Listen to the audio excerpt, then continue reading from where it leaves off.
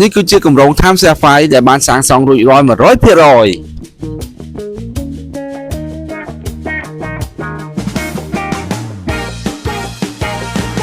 ឡូវខ្ញុំកំពុងតែនៅជាន់ទី46នៃអគារ Time Safari តោះបងប្អូនទៅមើលទេសភាពជាមួយខ្ញុំបាទទាំងអស់គ្នា